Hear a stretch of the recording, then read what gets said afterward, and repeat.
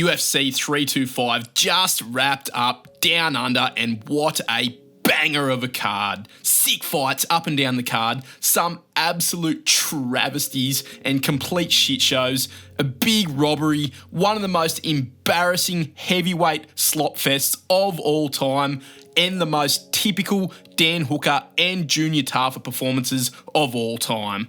If you didn't watch the card, whatever you think would have happened in the Hooker and Tafa fights is exactly what happened. More on those fights later.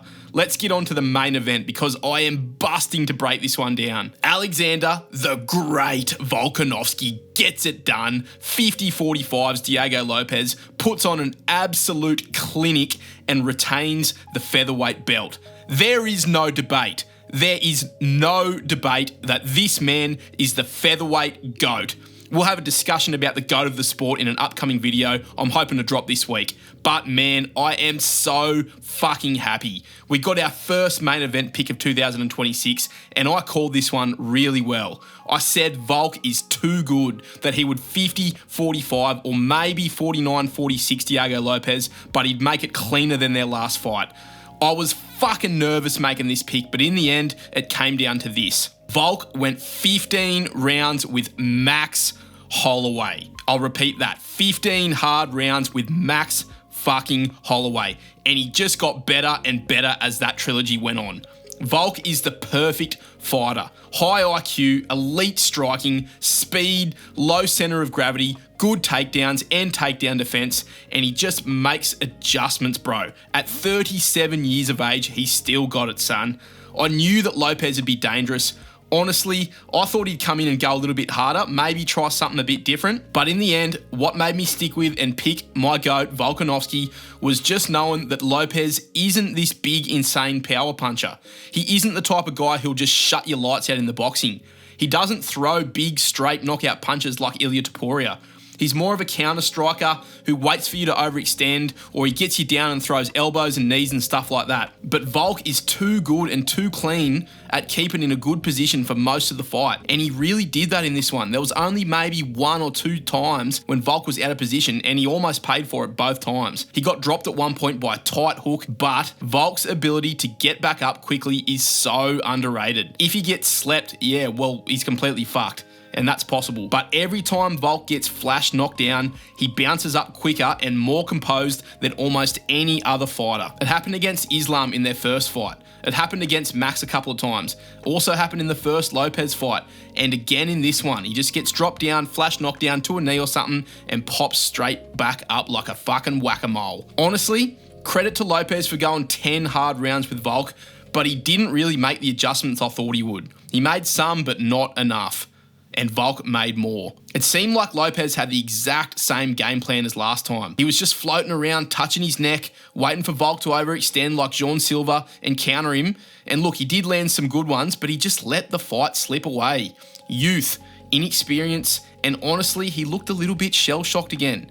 He couldn't keep up with the speed and the footwork of Volk. I'm sort of surprised, but I'm also not that surprised because Volk is just so good. People were underrating Volk in this fight. So many of you guys all switched up on Volk. Honestly, I almost did. But thank fuck I'm a cooked, biased Aussie hardcore. Thank fuck I walked into my bathroom on Australia Day and looked at myself in the mirror and gave myself an uppercut because I was about to pick Lopes there. But I ended up sticking with my guy. And it feels so good to have stayed with him and picked the Anzacs because they came through with the goods once again. 11-2 on picks with a shitload of underdogs. A lot of people would have done very shit on picks this week, but not this guy. You can always count on Punch On's MMA to have a banger on predictions on these Aussie cards. 2 Aussie cards I've officially predicted now, 25 fights in total, 21 of those I've got correct. And a lot of the ones I've got wrong have been complete bullshit.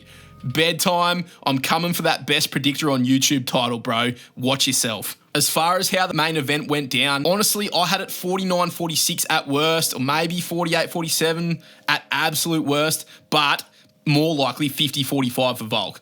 I do think that this was a cleaner performance from Volk, like I said it would be. I was worried at first. I think it started a little bit nervously for Volk, but he just kept getting better and better. Honestly, it was a lot like their first fight. Lopes with one big moment, dropped Volk to a knee at one point, but lost every other round. Maybe round 2's worth a discussion as well. In round 1, it was pretty low output. They were just feeling each other out. Volk mixed in a little bit of wrestling and failed. He landed one good jab that made Lopes kind of smile and waggle his finger, and Lopes landed a decent body kick. But look, not much happened in round 1. Volk had more aggression and was a little bit cleaner. It was Volk's type of fight in round 1. I think most of us would score round 1 for Volk. So 10-9 Volk, not with a lot of evidence though. Round 2, look, Lopes had a strong low kick early. He was landing a few good low kicks throughout the fight. That was probably his most effective strike, but he didn't throw it enough and Volk was just taking him so well. Volk actually let his hands fly a few times in this round. Every time they'd clash, Volk would get 3 or 4 good hooks in combination before Lopes could really react.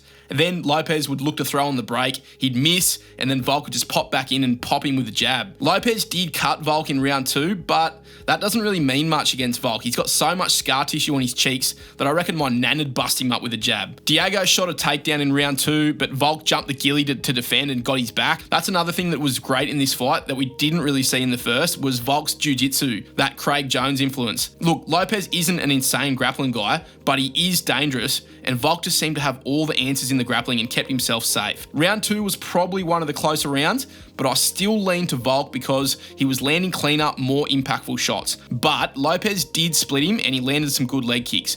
I wouldn't call you crazy if you gave that round to Lopes, but Volk won it for mine. Round 3. Volk wobbled Lopes early, then chained it into a takedown and got Lopes down for a second. Then Volk started to find a home for the jab, the 1-2s. Yeah, this is where he really started warming into the fight. It was all Volk until he got a little bit aggressive, he ran into the pocket and he got clipped by a really nice tight hook by Lopes. At first I thought it was maybe a slip or possibly a little elbow, but the replay showed a nasty tight hook from Lopes that landed on the chin and flash knocked him down. But like I said, Volk just sprang up so quickly and Lopes couldn't capitalise on the drop at all. Volk was clearly winning that round up to that point, but he did get dropped. I still scored it to Volk, but again, I wouldn't call you crazy for giving that one to Lopes. So I guess maybe he could have had 2 rounds in the bank by the end of round 3. Could have had round 2 and 3.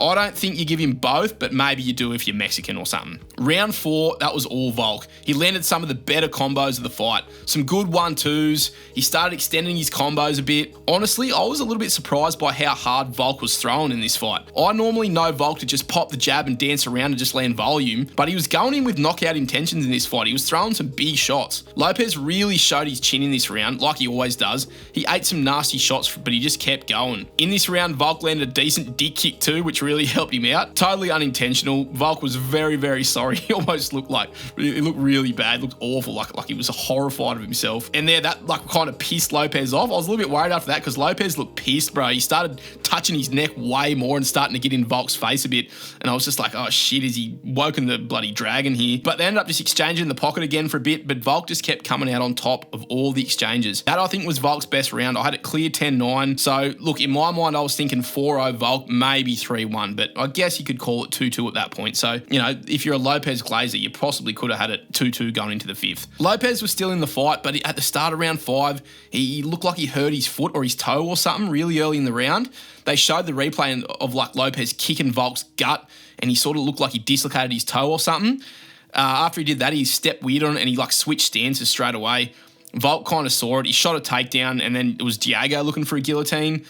They got into a little bit of clinch work, back and forth. Volk landed a decent elbow that sort of half dropped Lopes as well. And then he got another takedown. He just did what he did against like Yair Rodriguez, just kept the pressure on when the guy was hurt, and he's so good at that, Volk. Even though he's like a bit of a pipsqueak and he pops around and, you know, has got pillow hands, he's still got good finishing instincts and he knows when to pour the gas on, and he did it in this round. Lopes ended up on Volk's back at one point after he threw him down with a body lock, but Volk just scrambled super well, reversed, sprawled it, landed some good elbows and knees of his own. Diego went looking for a Kimura or an arm bar at one point late in the round. It was a little bit dicey, but we know that Volk's unsubmittable. He just ends up shaking him off and sitting on his face, ass to mouth, just riding him like a donkey and just cheering with the crowd, doing like a rodeo thing, like he was riding a bull. The crowd was loving it at this point. I knew that Volk had it in the bag at that point. There's no way that the Aussie judges were going to watch Volk beef stew this man and not give him the win. So round 5, clear 10-9 for Volk.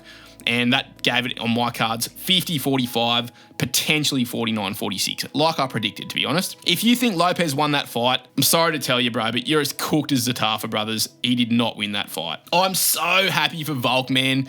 Look, I picked him, of course, but that's not what it's all about. He's just one of the good guys in the sport. He's humble, he's a family man, he's a hard worker.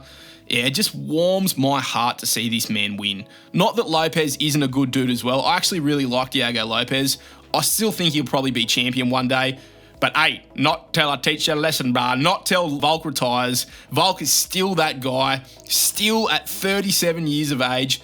Fucking unbelievable. Put this guy on the $100 note, give him the keys to the city, make him the fucking Prime Minister. Greatest Australian sportsman of all time, in my opinion.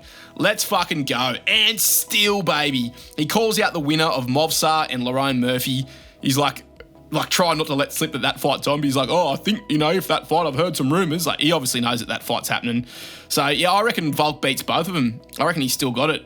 That's the fight he should get, and then I reckon he should retire after that. So, yeah, there's lots more to talk about in this video, but fuck yeah, it just feels so good to get a main event pick. Let's punch on to not such a great pick. Dan Hooker versus Benoît Denis. I picked Dan Hooker by TKO. Dan Hooker. Fucking useless. Top 10 lowest IQ fighters in the UFC, pound for pound. I might make that video a top 10 retarded UFC fighters. Dan Hooker will definitely be up there. Look, I'm not furious about the pick. I actually thought this was a decent matchup for Dan Hooker. I knew he could defend takedowns and do decent on the feet. He was actually doing pretty good early.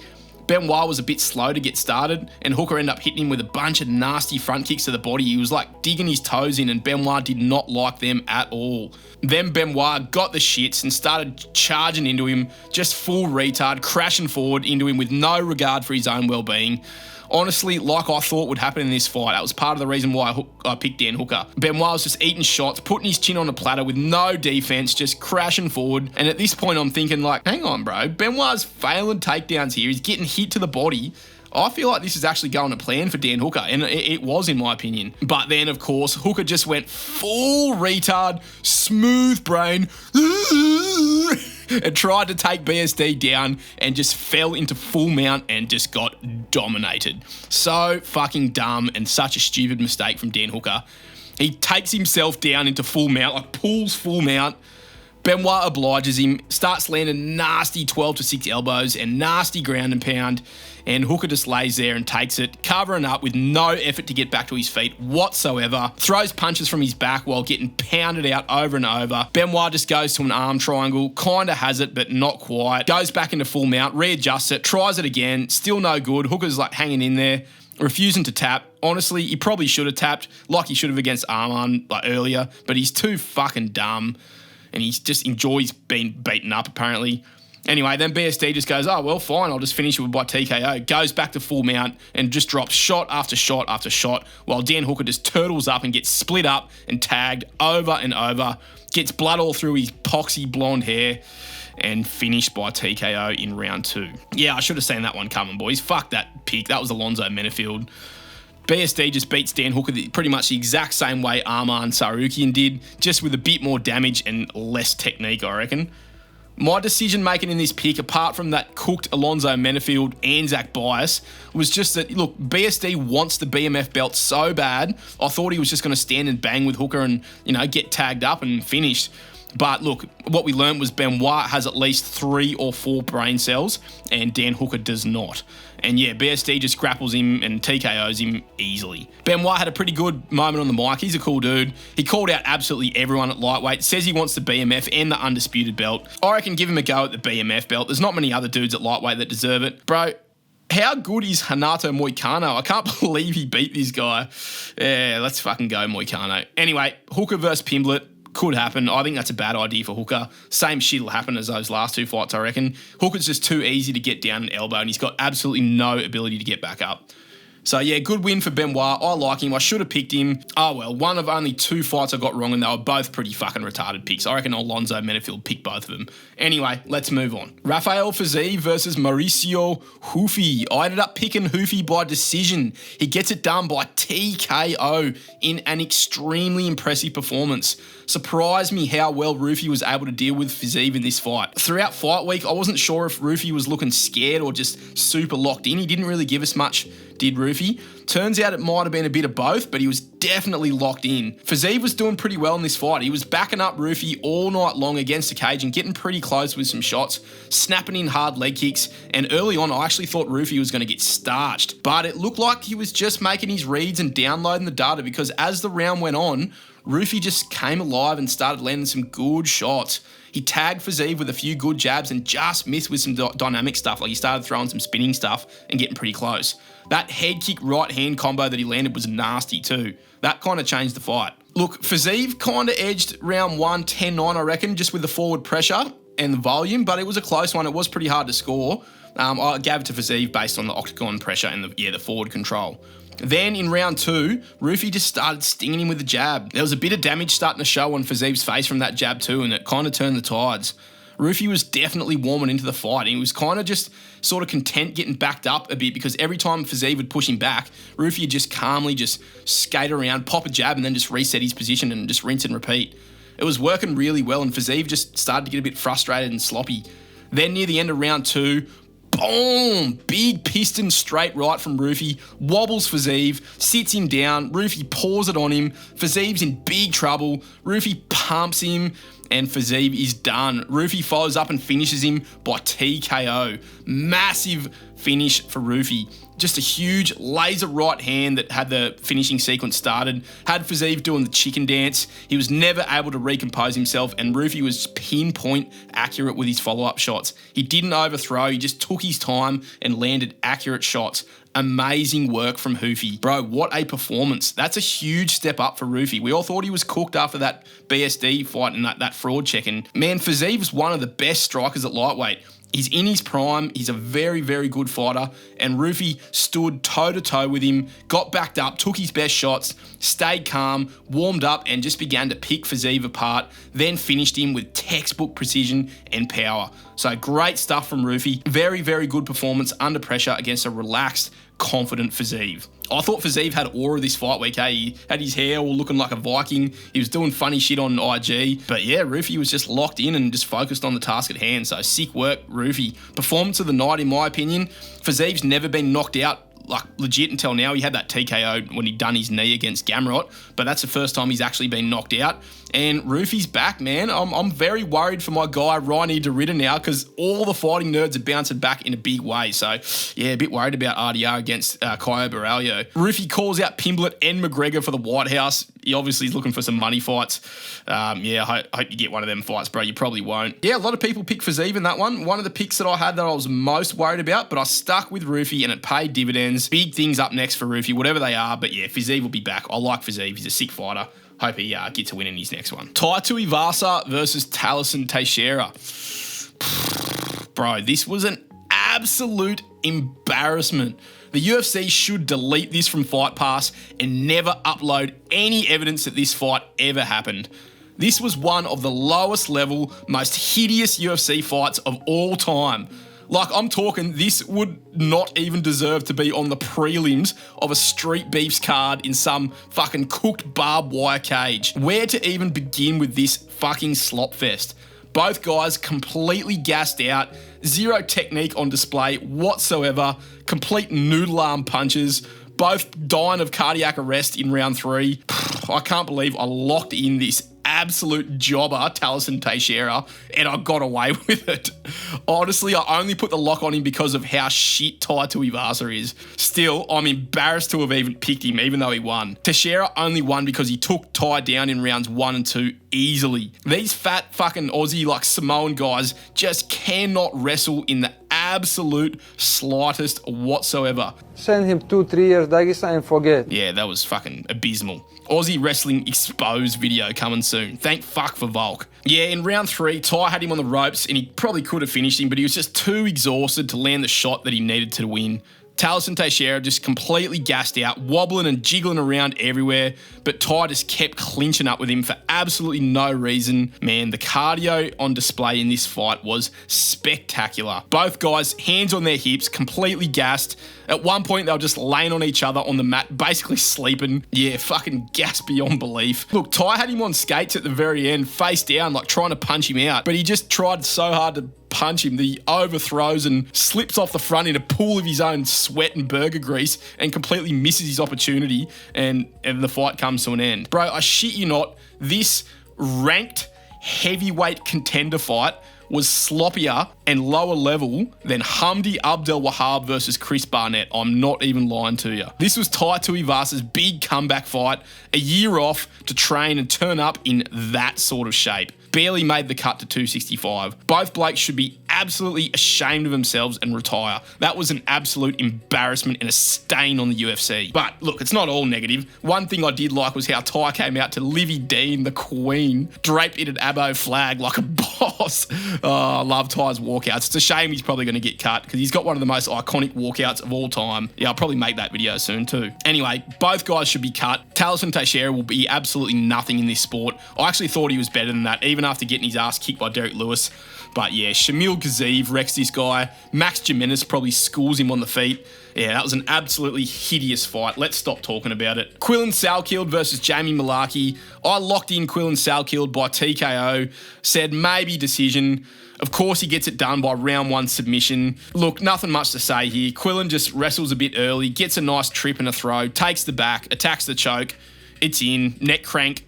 Taps Jamie Mullarkey in round one. Easy work for Quillan Salkilld. We learned absolutely nothing from this fight other than Quillan is well-rounded, and we already knew that, but he just took the easy option. Bit of a gentleman's agreement, I guess, to not hurt each other. Yeah, good job, Mullarkey, for stepping in and taking the fight, but the writing was on the wall for that one, boys. Quillan Salkilld, look, give him a decent step up in his next one. He's ready for it. He calls out a top 15 guy. I reckon give him Benil Dariush, unfortunately for Benny. Yeah, bedtime's going to be creaming himself over that one. Good shit, Quillan, but yeah, not really much of a step up for him, was it? Junior Tafa versus Billy Elekana. Yeah, Alonzo Menefield picked Junior Tafa by KO, and fuck me, I had picked the entire card perfectly up to this point, and I almost got this one as well. But Tafa just had the most typical Junior Tafa performance you could possibly imagine. Like, if you didn't watch this fight and I asked you to just predict how Junior Tafa's next fight's going to go, you would say Tafa stands on the feet in round one, does all right, jiggles around, drops the other guy bad at one point, but he can't finish him, looks unreal on the feet, gets to round two, slows down, gets taken down, and immediately finished by submission. And that is exactly what happened in this fight, and it was exactly the same as what happened in the Tuco Tokos fight. For fuck's sake, bro, Tafas suck. They are so fucking shit. What was I thinking letting my cook brain convince me to pick Tafa? I walked into the Tafa trap again. They are so shit, bro. They should not be fighting in the UFC. They should be boxing. They got one round. Well, I keep saying they, like they're the same guy. But yeah, just Junior Tafa. He's got one round of cardio, always drops his opponent, then just cannot defend a takedown and gets finished with the first takedown and zero grappling defense whatsoever. I actually got excited for a bit in round one because he did stuff and like shuck off Billy Elekana a couple of times, but as soon as round two swung around and Tafa took a little bit of like punishment, he took some shots as well. Yeah, the next takedown was just the one. So Elekana just gets the most obvious round two submission win of all time. Boys, sadly, I think it's time to cut Junior Tafa. I reckon he can go and fight Tai Tuivasa for the fucking Telstra KFC Cup or something in Aussie boxing. Let's move on to Cam Rowston versus Cody Brundage. I ended up picking Cam Rowston by submission, but yeah, I said he'd probably just get a finish in some way. And look, despite getting completely exposed and having his stocks plummet from the world realising that Cam Rowston lost to Torres Finney, yeah, let that sink in for a second. Yeah, look, despite that, he looked okay in this fight. Every time Cam had come in, though, Cody Brundage just get backed up and then dip down and do a squat against the cage. But he just occasionally come back up and tag Rowston to kind of back him back up and get his respect. And Cam was sort of doing the same shit over and over. I was actually worried he was going to get clipped at some point because he did have his big fucking giraffe chin right up in the air for most of this fight. He's got a very weird style of fighting, Cam Rowston. It's pretty ugly on the eye. I don't really like it. Look, Cody Brundage had a few moments, but in the end, Cam Rowston did what he was supposed to do. He survived a few wild combos from Brundage, then just sits him down with a knee and Brundage just hits the Anthony Smith armadillo pose, curled up into a ball, and Rowston just works him. Look, Brundage was blocking most of the shots, but he did take a couple of good elbows and he was done. I was screaming at Cam to submit him. He had the back so easily if he wanted it. He just had to sink the hooks in and sub him. For the punch-ons parlay, why didn't you do it, bro? But yeah, instead he just kept pounding Brundage out and smashed him over and over and over again until the ref had no choice. Easy, clinical work from Cam Rowston. He's 2-0 in the UFC. I will also add that Rowston's checks of the leg kicks were actually really good in this fight. He took the wind out of Brundage's sails early, and in the end, the damage just added up, and Brundage did what Brundage fucking does and just quit. He gets on the mic and goes, "If you identify as a male, pack your passport, no fruit or vegetables, and choose how you want to lose, or I'll choose for you." So yeah, good work on the mic from Cam Rowston, but he's got a bit of work to do to be in the elite contendership at middleweight. Jacob Malkoun versus Torres Finney was one of my favourite fights of the night. I picked Jacob Malkoun by decision, and he won by decision, but I didn't see it going like this, to be honest. Dude, imagine picking Torres Finney, bro. How was bro undefeated? I do not understand that. He got fucking pieced up by Jacob Malkoun, who is not known as a striker, but Malkoun just pieced him up and 10-8'd him in round one. Pretty much done him like Max Holloway did Calvin Kattar in their fight. I'm the best boxer in the UFC, baby. I think Jacob Malkoun is the best boxer in the UFC after that performance. Just non-stop, rinse and repeat, jabbing his fucking ears off, boxing the bleeding head off him. I was boxing the bleeding head off him. He could not miss. Finney's just eating shots non-stop with his fucking little T-Rex arms trying to cover up. Dude, it was fucking hilarious. Malkoun might be one of my new favourite fighters. At the end of the round, I think Torres Finney hurt his knee or something. I think that's his excuse. I saw him post on his IG, like, done my LCL or whatever it is at the end of round one, and that's why I lost. But, dude, he was getting so pieced up before that as well. But anyway, round two, Malkoun just dominates him again, pieced him up with a jab. Finney was doing all right, started like throwing some big wild shots, but yeah, Malkoun got him down and landed some ground and pound, tried to choke him out with a face crank, but Torres Finney has absolutely no neck. He's got the least neck I've ever seen in a man. He's fucking clearly on the roids and he's still shit, so cut him as well. Round three, Malkoun, just more of the same. He kind of gassed out a little bit, Jacob Malkoun. He had to dodge some big, desperate shots from Finney, but Finney was on one leg. Malkoun just played it safe, stuck to his plan, threw in a bit of grappling, got a takedown late and finished the job. Well, didn't finish him, but, you know, clearly won the fight. Easy, clean decision win for Jacob Malkoun. Honestly, Torres Finney is an embarrassment too. He looked like Chris Barnett if he fucking was on roids and didn't let himself go. Yeah, Malkoun gets it done by decision like I said he would. I thought the whole fight would kind of go like round three, but it was actually pretty entertaining to see Malkoun piece him up. Round one was probably a 10-8 for Malkoun. I think the judges went 130-27 and 230-26s, so they obviously gave him that round one as a 10-8. So easy dubs for Jacob Malkoun. Good shit. Love to see it. Jono Micallef versus Oban Elliot was a pretty good scrap as well. I picked Jono Micallef by decision. He ends up getting round two submission win by a rear naked choke and puts Oban Elliot to sleep in a great comeback performance and a very, very satisfying win. Look, Jono had to fight through some adversity in this fight. Honestly, he did not look that good on the feet at all, but he did end up bringing it home with the jiu-jitsu skills. I did mention that in the prediction.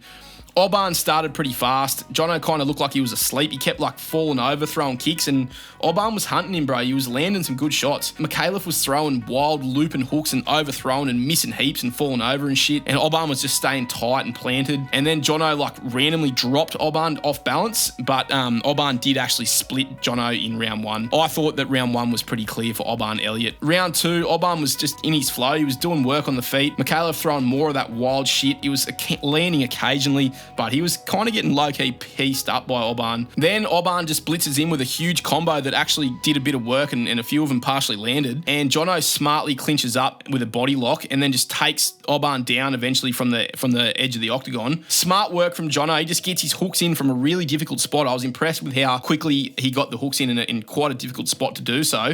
Yeah, really nice work on the ground from Jono. I knew he had good jiu-jitsu. And then he just locks in a rear naked choke from like some weird side angle, but just showed really strong grip strength, and he hit his hands really well against Oban. Oban was looking for the hands and trying to fight the grip, but he couldn't find the hands. They were just really well hidden. And then eventually Oban, from all the struggle, runs out of breath and goes to sleep. I was cheering for that one, eh? Fucking sick work from Jono Micallef. Good comeback win, and he gets it done by round two submission. and squashes the beef with Oban Elliot. He calls out Neil Magny. Sick. I reckon give him the fight. That's the typical type of fight that Neil Magny will take. So coming off a loss, yeah, give him John Micallef. All right, let's talk about Khan Ofli versus Yizha. I end up picking Khan Ofli by decision, and he gets it done by decision. But does he? This was the most controversial fight on the card. A lot of people are claiming robbery here, and honestly, I don't blame them at all. I had this one scored for Yizha as well, and I'm a massive biased sick cunt Ofli fan. I don't think it was as undeniable for Yizha as some people are making it out to be though. Like some people are saying this is one of the biggest robberies of all time and they couldn't possibly score it for Khan Ofli. I thought it was a close fight in rounds 1 and 3. I think Yizha definitely won the fight overall and he landed way more damage in this fight. He dropped Ofli multiple times and almost had him out of there in round 2 a couple of times. Could have probably 10-8'd him in round 2. So I could definitely see this as being a draw as well. Round 1 I scored for Khan Ofli though. He landed a big shot and got a takedown early and landed some good ground and pound. Rocked him and got some damage off. Look, Yizha definitely did better in the back half of that round and kind of dropped Khan Ofli to a knee in the later part of the round. But I thought the majority of the round went to Ofli and they kind of both dropped each other and that was sort of about even, but Ofli won more of the round overall. So I had it clear 10-9, clear-ish 10-9 for Ofli after one round. Round 2 was where Yizha did the bulk of his work though. He sat Ofli down early with a left hook, wobbled him again with a jab. There was shades of Charles Johnson versus Alex Perez in this round, except Ofli survived, but he was wobbling all around, all over the shop, backing up and sidestepping to try regain his composure. Yizha was stalking him, bro, landing absolutely everything he threw. Ofli just showed a really solid chin and good survivability though. He ate a lot of damage in this round, and as John Anik said, he's awfully tough. I actually laughed at that, that was funny. So clear 10-9 for Yizha in round 2. Look, you could make an argument for a 10-8, definitely. Round 3 is probably the most contentious one. Ofli was initiating a bit of wrestling, but without much success.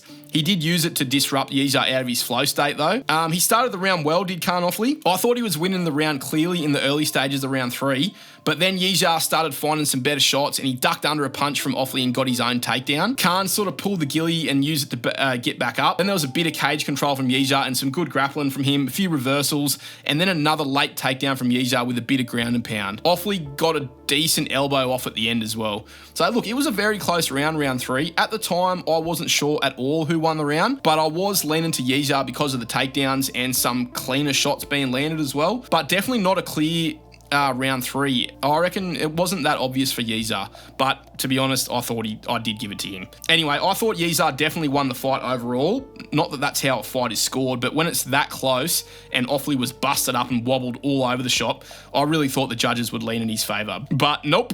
The hometown bias was on full display. The judges give it to Khan Ofli, sick Khan Ofli, 29-28, 2 judges, and then one had it 28-28. So it goes down as a majority decision. Not a single judge scored it to Yizha. So the pick was good there too, boys. 29-28 decision for Khan Ofli. And yeah, I just wrote down, why the fuck does Yizha look like Juliana Pena? I found that so weird. I couldn't unsee it once I saw it. Anyway, good shit for Khan Ofli. He's on a decent win streak now. Call it a win streak. Let's go through these last few pretty quick. Sangwook Kim versus Dom Ma Fan. Street Buddha versus Frogman. I end up picking Dom Ma Fan by submission. Dude, this was a fucking sick fight. Sangwook Kim, man, he's the Korean Terminator, bro. He's the new zombie. He took that much damage in this fight. He's completely retarded, but you cannot fault his toughness and heart at all. Dom Ma Fan won it clearly, but he was in danger the whole fight. There were some really fun moments in this fight. There was a double dick kick revenge combo, some filthy spinning elbows from the break, some tight, nasty, dirty boxing from Dom Ma Fan. Sangwook Kim kept pointing down like he's Max Holloway. Dom Ma Fan flipped him off at one point and then goes, nah, just joking. Like, yeah, it was a really fun fight. Maybe even fight of the night, this one. Solid decision win from Dom Ma Fan, 30-27. Look, he's got a bit of promise, but I think he's got to do a better job of not getting backed up constantly. Maybe that's his style of fighting. And look, maybe you'll do better against a man who isn't a full-blown death Terminator zombie with no soul. Let's move on to Kiichiro Nakamura versus Seb Szalay. Yeah, I coin flipped Nakamura and I said he'd win by submission. I didn't realise they were a pair of karate guys, just knockout artists that were going to box the whole time. And like Nakamura is meant to be the Japanese McGregor. Bro, this was a nasty finish for Nakamura. Seb Szalay, I feel bad for him, bro. He was fighting the perfect fight. He was up 2-0 clearly and pretty much completely shut down the offensive Nakamura in rounds 1 and 2.